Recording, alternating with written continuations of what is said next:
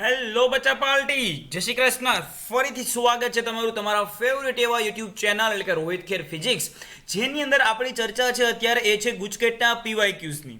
Last લેક્ચરની અંદર આપણે chapter number 1 અને ચેપ્ટર નંબર 2 ના 2006 થી 2009 સુધીના દરેક ગુજકેટના પીવાયક્યુને સમજીને કમ્પ્લીટ કરેલા હતા, જેથી જેટલા પણ એમસીક્યુ આપણી સમક્ષ આવે આપણે તેની અંદર ખૂબ જ સારું પરફોર્મન્સ કરી શકીએ.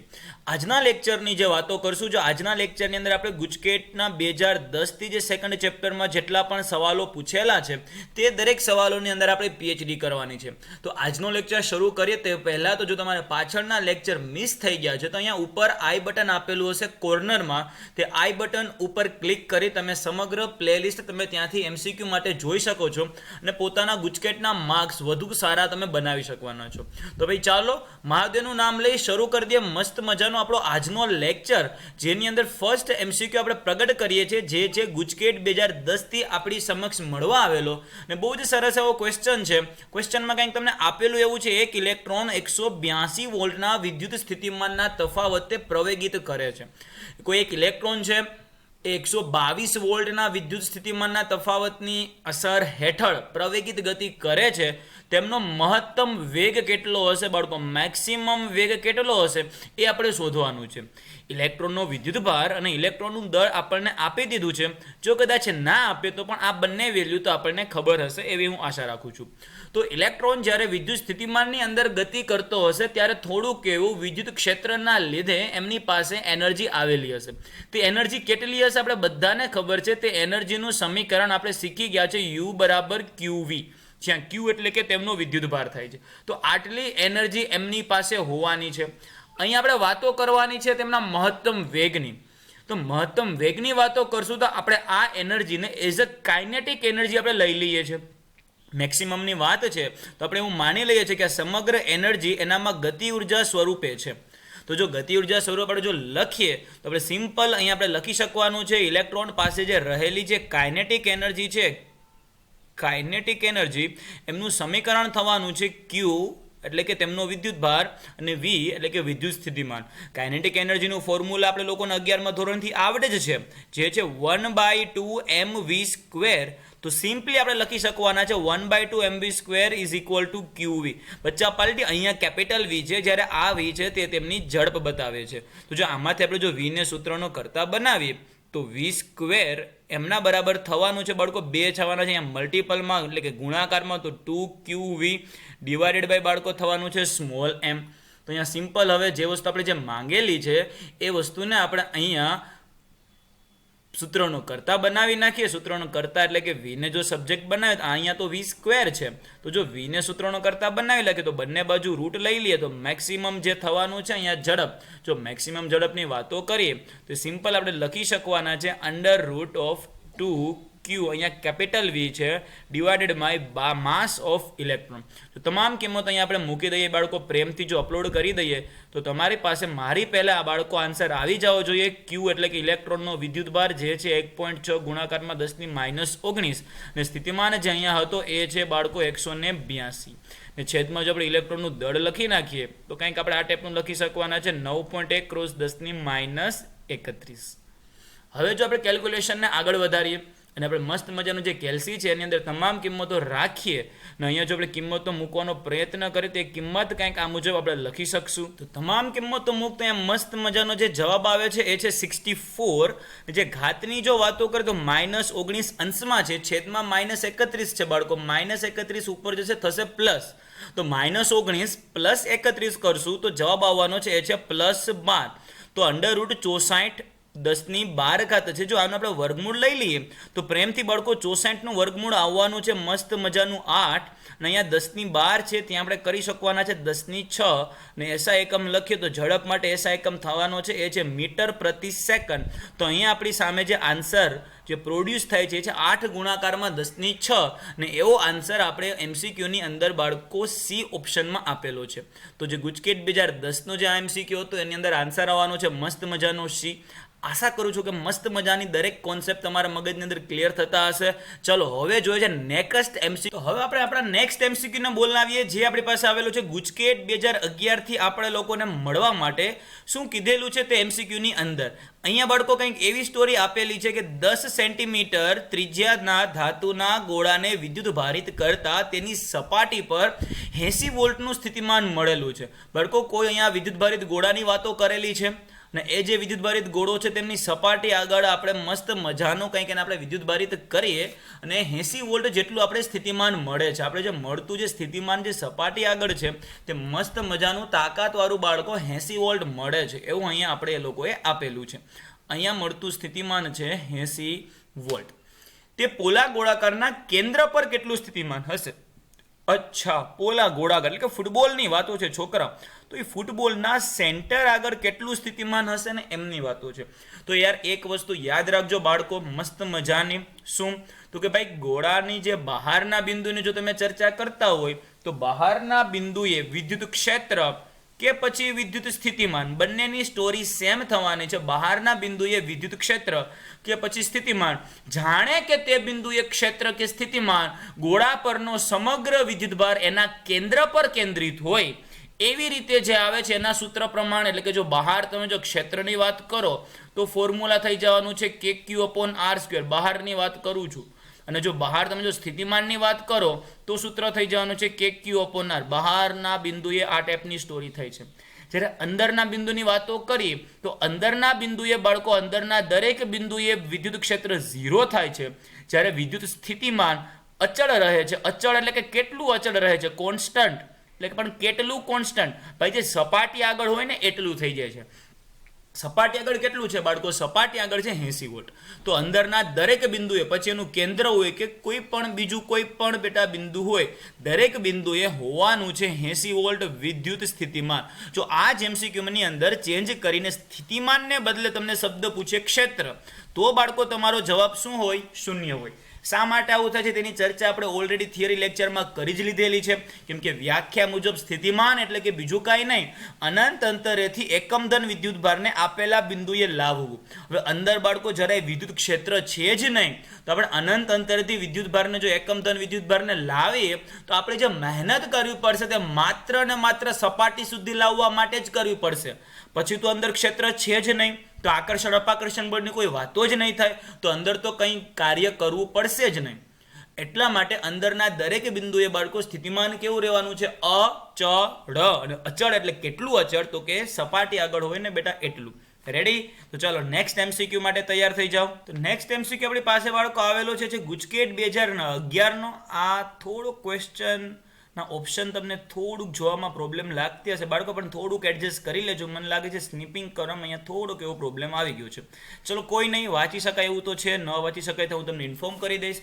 બાળકો કંઈક એવું કીધેલું છે 5 માઇક્રોકુલમ અને 10 માઇક્રોકુલમના બે વિદ્યુતભારોને એકબીજાથી 1 મીટર દૂર રાખેલા છે બાળકો. બે વિદ્યુતભારો છે, બે વિદ્યુતભારો આપેલા છે. એક છે 5 માઇક્રોકુલમ. અચ્છા સર, જે એક અહીંયા છે અને એક અહીંયા છે.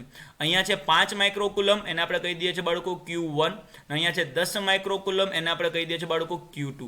તે એકબીજાથી કેટલા દૂર રાખેલા છે? તે એકબીજાથી દૂર રાખેલા છે તે છે 1 મીટર જેટલા અંતરે. તો તેમની વચ્ચેનું જે અંતર છે તેને આપણે પ્રેમથી બાળકો કહી દઈએ છીએ એ છે 1 મીટર. તો 1 મીટર જેટલા અંતરે રાખેલા છે. હવે તેમને એકબીજાથી 0.5 મીટર અંતરે લાવવું છે. હવે તેમને આપણે અહીંયા નથી રાખવા ભાઈ, અહીંયા નથી રાખવા. નહીં, આપણે બેટા એકબીજાથી દૂર રહી એવું આપણે નથી પસંદ. આપણે ટ્રાય કરી કે તે એકબીજાથી નજીક આવી જાય બેટા, બહુ બધા દૂર નથી રાખવા. આપણે ટ્રાય કરશું કે Q1 અને આ જે Q2 છે તે એકબીજાની નજીક આવી જાય. નજીક આવીને કેટલા નજીક આવે? તો કે સરજી પહેલાં 1 મીટર હતું એને બદલે હવે 0.5 મીટર અંતર આવી જાય. તો બેટા એમનેમ તો નથી આવવાના ને, ઓબ્વિયસ વસ્તુ છે. બંને ધન છે, આપણે 0.5 મીટર અંતરે લાવશું. અંતર ઘટાડવું છે તો બંને વચ્ચે પહેલાં તો અપાકર્ષણ બળ લાગતું હશે. તો આપણે કંઈક અહીંયા બહારથી કંઈક બળ લગાડવું પડશે ને કંઈક કાર્ય કરવું પડશે. તો કેટલું કાર્ય કરવું પડે એ અહીંયા પૂછેલું છે. તો બાળકો કરવું પડતું કાર્ય એટલે બીજું કાંઈ નથી. અહીંયા ધ્યાન આપજો ખાસ બેટા.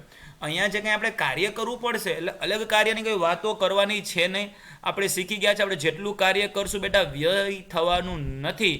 આપણે જેટલું કાર્ય કરશું એટલી બાળકો એમની સ્થિતિ ઉર્જા શું થઈ જવાની છે? વધી જવાની છે. એટલે કે કરેલું કાર્ય એટલે કે સ્થિતિ ઉર્જામાં થતો વધારો જ છે, આ બીજું કાંઈ નથી. સ્થિતિ ઉર્જામાં થતો વધારો ઓબ્વિયસ વસ્તુ છે. જ્યારે તે બંને એકબીજાની નજીક આવશે ત્યારે એમની પાસે સ્થિતિ ઉર્જા વધી જશે. જો સમજો કે આ કેસની અંદર એમની પાસે, સમજો પ્રથમ કેસની અંદર બાળકો સ્થિતિ ઉર્જા છે 10 જૂલ, ખાલી સમજવા માટે. ઓકે, અહીંયા છે બાળકો 10 જૂલ. હવે તમને નજીક લેવા માટે જે તમે કાર્ય કરો છો એ કાર્ય માનો કે 2 જૂલનું છે, તો અંતિમ સ્થિતિની અંદર એમની પાસે ઉર્જા કેટલી આવી જશે? જો 10 જૂલ તો હતી, પ્લસ તમે 2 જૂલનું કાર્ય કરેલું છે, તો એ 2 જૂલનું કાર્ય વ્યય નથી થવાનું. તો ટોટલ હવે અહીંયા કેટલી એનર્જી આવી જવાની છે? એ આવી જવાની છે 12 જૂલ.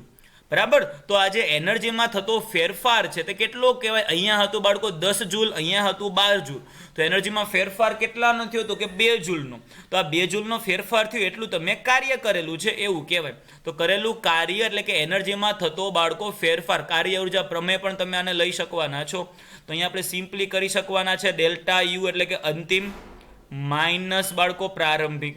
બરાબર, અંતિમ અને માઇનસ બેટા પ્રારંભિક. સ્થિતિ ઉર્જાનું સમીકરણ શું છે? મસ્ત મજાનું છે ને, કે Q1 Q2 upon distance. Distance એટલે કે બેટા ફાઇનલ ડિસ્ટન્સને આપણે RF વડે દર્શાવી દઈએ.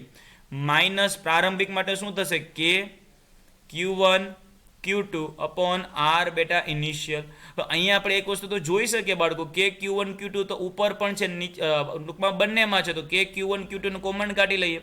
કે Q1 Q2 બાળકો કોમન નીકળી જશે. તો અહીંયા માત્ર બચવાનું છે એ છે 1/RF માઇનસ 1/RI. ચાલો સાદા એવા બાળકો મેથેમેટિકલ સ્ટેપ લઈ ને આપણી જો કેલ્ક્યુલેશન અહીંયા ખતમ કરવાની ટ્રાય કરીએ તો કેલ્ક્યુલેશન કંઈક આ ટાઈપની થશે બાળકો. કેની કિંમત મૂકી દઈએ તો કે એટલે તમે પ્રેમથી લખી શકવાના છો 9 ગુણાકારમાં 10⁹. આ થઈ ગઈ છે મસ્ત મજાને આપણા કેની કિંમત. એમને ગુણાકારમાં Q1 એટલે કે છે 5 માઇક્રોકુલમ. બાળકો માઇક્રોકુલમ છે તો 10⁻6 કરવી પડે. ને એમની સાથે ગુણાકારમાં છે 10 માઇક્રોકુલમ. છોકરા 10 માઇક્રોકુલમ છે તો ફરીથી 10⁻6 કરી નાખીએ.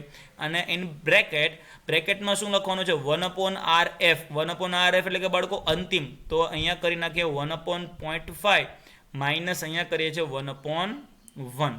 રેડી? તો કે યસ સર, એકદમ ચકાચક જેવું. રેડી? હવે કેલ્ક્યુલેશન લઈ થોડુંક એવું કેલ્ક્યુલેટ. જો કે અહીંયા તો કેલ્ક્યુલેટરની પણ જરૂર નહીં પડે. 9 પંચા બાળકો થવાનું છે કેટલું? 45. બરાબર, સીધે સીધું 9 પંચા 45. અને એની સાથે બેટા આ 10 ગુણી નાખ્યો તો અહીંયા થવાનું છે આ છે 450. અને એમની સાથે જે ગુણાકારમાં જે આવવાનું છે એ 10ની ઘાત કેટલી હશે? તો કે +9 તો છે, -6 બે વખત છે તો -12 +9. તો આપણે 10⁻3 એવું કરી નાખીએ. અને બ્રેકેટમાં કેટલું લેશે? બ્રેકેટમાં બેટા 1/0.5. 1/0.5 એટલે ખરેખર તમે શું લખી શકવાના છો છોકરાઓ? 1/2. બરાબર, આ ટાઈપનું થશે ને 1/0.5. એ તમે જો લખવાનો પ્રયત્ન કરો તો તમે આમ પણ લખી શકો. જો અહીંયા ધ્યાન આપો, આ જ વસ્તુને જો પ્રેમથી તમે જો લખવા જાઓ તો આમ લખી શકો. 1/0.5 એટલે કે આમ થઈ ગયું ને બેટા 1/2. 0.5 એટલે કે અડધું થઈ ગયું ને. બરાબર, તો 1/2 બેટા. તો છેદનો છેદ જશે અંશમાં, તો 2/1 એટલે કે આ થઈ ગયું છે બાળકો 2. અથવા તો તમે આમ પણ લખી શકો બાળકો 0.5 છે તો આપણે જો 8મા 9માનું મેથડ યુઝ કરીએ તો 0.5 એટલે કે 5/10. આ 0.5 થઈ ગયું. ભાઈ છેદનો છેદ અંશમાં ગયો તો 10/5 તો 2. અથવા તો સિમ્પલી બાળકો તમે બેટા સિમ્પલી કેલ્ક્યુલેટરમાં 1/0.5 કરજો તો આન્સર આવશે 2. અને 2 - 1 કરશો એટલે એ આન્સર આવવાનો છે 1. તો અહીંયા આપણે આજના જે દાખલાનો જે આન્સર આવશે બાળકો MCQનો તે મસ્ત મજાનો આન્સર તમે શું લખી શકવાના છો? 450 ગુણાકારમાં 10⁻3 નથી ભાઈ. અહીંયા જે આપેલો છે ઓપ્શન છે 45 ગુણાકારમાં 10⁻2. તો શું એને આપણે રાઈટ કહી શકીએ? તો કે યસ, કેમ કે 450 છે એટલે બદલે જો તમે 45 કરી નાખો તો 1 પોઈન્ટ અહીંયા પાછળ આવ્યો, તો 1 પોઈન્ટ અહીંયા પાછળ આવ્યો તો અહીંયા 1 પોઈન્ટ વધારવો પડે બેટા. -3 તો હતું, એમાં 1 વધારીએ તો -3 + 1 કરો. -3 + 1 કરશો એટલે અહીંયા જવાબ આવશે મસ્ત મજાનો -2. અને વર્ક ડન તમે શોધેલું છે એટલે કે એનો એકમ કરી નાખવાનો છે જૂલ. તો રાઈટ આન્સર અહીંયા જે પ્રગટ થશે તે મસ્ત મજાનો આન્સર C. ટપ્પા પડી ગયા ને બેટા મસ્ત મજાના. જોઈ લો તો આખો, પછી નવો MCQ તમારી પાસે હું પ્રગટ કરું. તો ચલો નેક્સ્ટ MCQ બાળકો આપણી પાસે જે પ્રગટ થાય છે તે કંઈક આ મુજબ છે. ઓહો, આ તો ગુજકેટ 2011 થી આપણને મળવા માટે આવેલો છે. શું કીધું છે? વિદ્યુત ક્ષેત્રનું રેખા સંકલન કરતા મળતી ભૌતિક રાશિનો એકમ ડેશ ડેશ ડેશ. ઓહો, તો સૌથી પહેલા તો વિદ્યુત ક્ષેત્રનું રેખા સંકલન કરતા કઈ ભૌતિક રાશિ મળે છે એ શીખીએ ને પછી એના એકમની તો વાતો કરશું. તો પહેલા તો વિદ્યુત ક્ષેત્રનું રેખા સંકલન એટલે કે શું? જો એ ખબર ના હોય બેટા તો આ ટાઈપનું છે વિદ્યુત ક્ષેત્રનું રેખા સંકલન, એટલે કે વિદ્યુત ક્ષેત્રનું બાળકો રેખા પર સંકલન, એટલે કે આ ટાઈપનું વિદ્યુત ક્ષેત્ર એમની સાથે બાળકો ગુણાકારમાં ડીએલ, આ ટાઈપની સ્ટોરી છે બેટા. અને સંકલન એટલે કે આને બેટા તમે જો અહીંયા ઇન્ટુ ડીએલ કરો, આને શું કહેવાય? વિદ્યુત ક્ષેત્રનું રેખા સંકલન. અને જો એમાં તમે અહીંયા આમ ચકેડું કરી નાખો, ચકેડું બેટા, તો એ શું બતાવે? વિદ્યુત ક્ષેત્રનું બંધ માર્ગ પરનું રેખા સંકલન. બરાબર, જો ચકેડું હોય ને તો.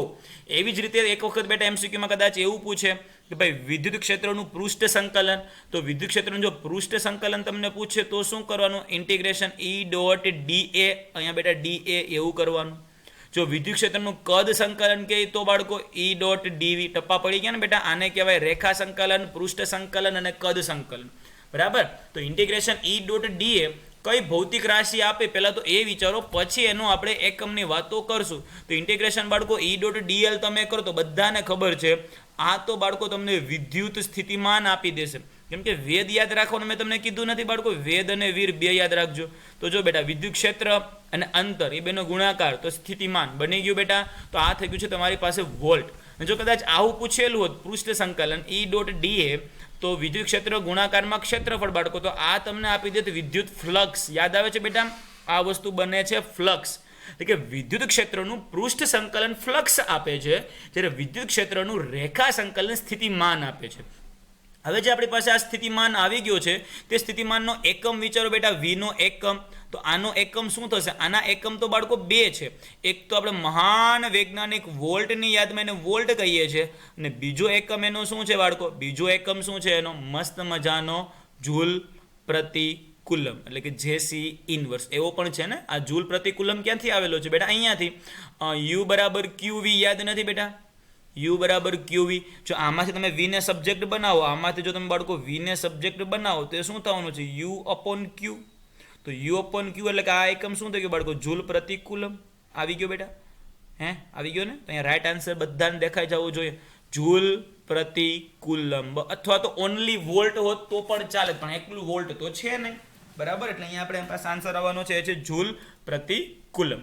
ચલો તો હવે નેક્સ્ટ એમસીક્યુ બાળકો આપણી પાસે જે પ્રગટ થાય છે કંઈક આ પ્રકારનો છે. 30 સેન્ટીમીટર અને 5 સેન્ટીમીટર ત્રિજ્યાના બે સમકેન્દ્રીય વાહક ગોળીય કવચની વાતો છે. તે બંનેને આપણે વિદ્યુત ભારિત કર્યા છે.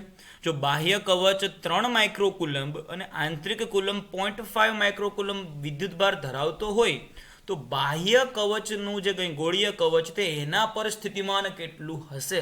અચ્છા, એવી કંઈક સ્ટોરી બાળકો કરેલી છે. જોજો મસ્ત મજાની બે કવચોની વાત છે. એક કંઈક આંતરિક કવચ છે એટલે કે અંદરનું, ને કંઈક બાહ્ય, એટલે કે બે ફૂટબોલ છે બેટા. એક ફૂટબોલ ને આ ફૂટબોલની ઉપર એક બીજો મોટો ફૂટબોલ. રેડી? તો આ ટાઈપના બેટા બે ફૂટબોલની વાતો છે. એકની ઉપર બેટા બીજો. અંદરનું જે કંઈ છે અંદરનો ફૂટબોલ, અંદરના ફૂટબોલની જે રેડિયસ તમને આપી દીધી છે 5 સેન્ટીમીટર. અંદર માટેની જે રેડિયસ છે એને આપણે કહી દઈએ છીએ બાળકો મસ્ત મજાની 5 સેન્ટીમીટર, અને બહાર માટેની જે છે એને આપણે કહી દઈએ છીએ મસ્ત મજાની 30 સેન્ટીમીટર. તો બહાર માટેની જે રેડિયસ છે છોકરાઓ બહારની, એને આપણે નામ આપી દઈએ છીએ કેપિટલ આર, અને અંદર માટેની જે છે તેને નામ આપી દઈએ છીએ આપણે મસ્ત મજાની બાળકો સ્મોલ આર. જો બાહ્ય કવચ પર 3 માઇક્રોકુલમ, જે બહારનું જે કંઈ કવચ છે એમના ઉપર જે વિદ્યુતભાર રહેલો છે એ આપી દીધો છે તમને 3 માઇક્રોકુલમ, અને અંદરનો જે છે એ આપેલો છે 0.5 માઇક્રોકુલમ. અંદરનું જે કવચ છે એમના માટે તમને આપી દીધો છે એ છે 0.5 માઇક્રોકુલમ. તો બાહ્ય ગોળીય કવચ પરનું વિદ્યુત સ્થિતિમાન કેટલું હશે? અચ્છા, જો છોકરાઓ બાહ્ય કીધું ને, અહીંયા ધ્યાન શું કરવાનું છે ખબર? જો બાહ્ય તમને કીધું છે તો બાહ્ય ગોળીય કવચ પર જે સ્થિતિમાન હશે તે જો અહીંયા બે અલગ અલગ તો અંદરના લીધે પ્લસ બહારના લીધે બંનેના લીધે શોધવું પડશે. બરાબર, જો બાહ્ય પર ટોટલ જો સ્થિતિમાન શોધવા જાય બેટા, બાહ્ય પર ટોટલ સ્થિતિમાન, જો માત્ર સૂત્ર લખું છું તો એક સ્થિતિમાન તો હશે કંઈક અંદરના લીધે, પ્લસ સ્થિતિમાન બેટા બહારનું જે છે એમના માટે. બંનેના લીધે જે સ્થિતિમાન છે તેમનો સરવાળો કરવો પડશે સંપાતપણાના નિયમ મુજબ. તો અંદરના લીધે કેટલું હોય? તો કે જો અંદરના લીધે આ બહારના બિંદુની જો તમે વાતો કરો તો બેટા એ બિંદુ કહેવાશે બહારનું, અને કોઈ પણ કવચના લીધે બહારના બિંદુએ સ્થિતિમાન એટલે કે કવચ ઉપરનો સમગ્ર વિદ્યુતભાર એના સેન્ટર ઉપર કેન્દ્રિત થઈ ગયો એની જેમ છે. તો બહારના બિંદુ માટે આખો જે અંદરનો જે અહીંયા અંદરની કવચનો જે વિદ્યુતભાર છે તેના સેન્ટર ઉપર આવી ગયો છે, અને ત્યાંથી અહીંયા સ્થિતિમાન શોધવાનું છે. તો અહીંયાથી જો તમે અહીંયા સ્થિતિમાન શોધવા જશો તો મસ્ત મજાનું સમીકરણ બાળકો શું છે, કે ક્યુ અપોન આર. તો પણ કે ક્યુ અપોન આર એટલે એ આર અંતર એટલે કે અહીંયા કેપિટલ આર જેટલો બેટા દૂર રહેલો છે, તો એ કેપિટલ આર જેટલું અંતર લઈ લેવાય, પ્લસ બહારના લીધે બહારની જે કવચ છે એમના લીધે અહીંયા સ્થિતિમાન કેટલું હશે, તો કે સર બહારની કવચના લીધે તો અહીંયા સ્થિતિમાન આપણે ખબર છે કે ક્યુ અપોન આર જેટલું જ થવાનું છે. તો એ થઈ ગયું છે બેટા બહારના માટે કે ક્યુ અપોન કેપિટલ આર જેટલું જ થવાનું છે. બરાબર, બહાર જ છે એના લીધે અહીંયા. બરાબર, તો બહાર જે વિદ્યુતભાર છે એના લીધે તો અહીંયા કે ક્યુ અપોન આર, પણ બંને ઉપરનો વિદ્યુતભાર અલગ અલગ છે. તો અહીંયા આપણે Q1 લઈ લઈએ ને અહીંયા આપણે બાળકો Q2 લઈ લઈએ. તો પ્રેમથી આપણે કેના છેદમાં આર ને તો આપણે કોમન કાઢી શકવાના છે. તો બચવાનું માત્ર શું છે બેટા, બ્રેકેટમાં બચવાનું છે એ છે ઓનલી Q1 પ્લસ Q2, એટલે કે પ્રથમ અને બીજાનો જે કંઈ સ્થિતિ ત્રિજ્યા છે તે વિદ્યુતભાર છે તે બંનેનો સરવાળો. તો જો અહીંયા શોધવા જાય છોકરાઓ નજર નાખજો, જો અહીંયા આપણે શોધવા જશું તો કેની કિંમત આપણે પ્રેમથી મૂકી દઈશું. કેની કિંમતમાં જરાય હળી હંચા નથી કરતા, એ આપણે મૂકી દઈએ બાળકો 9 ગુણાકારમાં 10⁹ એમને મૂકી દઈએ છેદમાં આર. ત્રિજ્યા કેટલી આપેલી છે ભાઈ, મોટાની ત્રિજ્યા છે, જોજો નાનાની નથી, મોટાની ત્રિજ્યા છે 30 સેન્ટીમીટર. તો ચાલો લખી નાખો ને ભાઈ, 30 સેન્ટીમીટર છે તો 10⁻2 એવું લખી નાખાય. ઇન બ્રેકેટ Q1 અને Q2 બેટા, ઇન બ્રેકેટ Q1 અને Q2. Q1 વિદ્યુતભાર કેટલો છે, Q1 છે એટલે કે અંદર માટે છે 0.5 માઇક્રોકુલમ. તો 0.5 માઇક્રોકુલમ છે તો 10⁻6 કરી નાખાય પ્રેમથી, પ્લસ બહાર માટે કેટલો છે એ છે 3 ગુણાકારમાં 10⁻6, કેમ કે 3 માઇક્રોકુલમ છે. તો આ બંનેમાં તમે એક વસ્તુ જોઈ શકશો, સરજી 10⁻6 છે ને એને કોમન બાર બોલાવી લેવાય. તો ચલો 10⁻6 ને કોમન બાર બોલાવી લઈએ. અહીંયા થોડુંક એવું જો સાદું રૂપે આપી દઈએ તો 9/30 એટલે કેટલું થશે, જો 9/3 હોય તો બાળકો 3 વધે, પણ અહીંયા 30 છે તો 0.3 થઈ ગયા ને બેટા. અહીંયા 0.3 કેલ્ક્યુલેટરમાં કરજો એટલે અહીંયા જવાબ આવશે 0.3. અહીંયા ઘાત, અને જો ઘાતની વાત કરીએ બાળકો તો અહીંયા 10⁹ તો હતી, આ 10⁻2 ઉપર જશે છોકરા, 10⁻2 ઉપર જશે તો થશે પ્લસ. તો 9 તો હતી અને આ બીજી પ્લસ 2 આવી ગઈ છે, તો એ થઈ ગઈ છે 10⁻11 ઇન બ્રેકેટ. આ -6 ને -6 બેટા આ તો કોમન સામાન્ય નીકળી ગયું, તો એને આપણે બેટા 12 બોલાવી લઈએ. બરાબર, તો આ -6 ને આ -6 બંને સામાન્ય થઈ અને એને આપણે જો અહીંયા લખીએ તો એ 10⁻6 ને આપણે અહીંયા બોલાવી લઈએ. તો બ્રેકેટમાં જે બચવાનું છે તે માત્ર બચશે બાળકો 0.5 પ્લસ 3, અને 0.5 પ્લસ 3 કરશો એટલે એ જવાબ આવશે બાળકો 3.5. તો 0.3 ગુણાકારમાં 10 ઘાત અહીંયા કેટલી થવાની છે, -11 - 6, એટલે છોકરા એ થઈ ગયું છે માઇનસ નહીં બેટા, પ્લસમાં જ ઘાત આવશે. 11 - 6 કરશો એટલે થઈ ગયું 10⁵ ઘાત, ને અહીંયા 0.5 પ્લસ 3, તો એ આન્સર આવશે તમારો મસ્ત મજાનો 3.5. હવે જે નેક્સ્ટ સ્ટેપ કરીએ છીએ એ કંઈક આવી રીતે આપણે લખી શકવાના છે. 0.3 ગુણાકારમાં 3.5, તો એ આન્સર આવે છે આપણી પાસે 1.05 એમની સાથે ગુણાકારમાં 10⁵. પણ આવો આન્સર ક્યાં મેચ થાય સર, અહીંયા તો 10.5 છે તો કરી શકીએ ને, એક આંકડો આગળ તો એક આંકડો પાછળ. અહીંયા આપણે બેટા આને ફાઇનલ આન્સર કહી દઈએ, ને ફાઇનલ આન્સર આ છે. તો ઇન બ્રેકેટમાં આપણો આન્સર આવવાનો છે મસ્ત મજાનો ઓપ્શન નંબર A.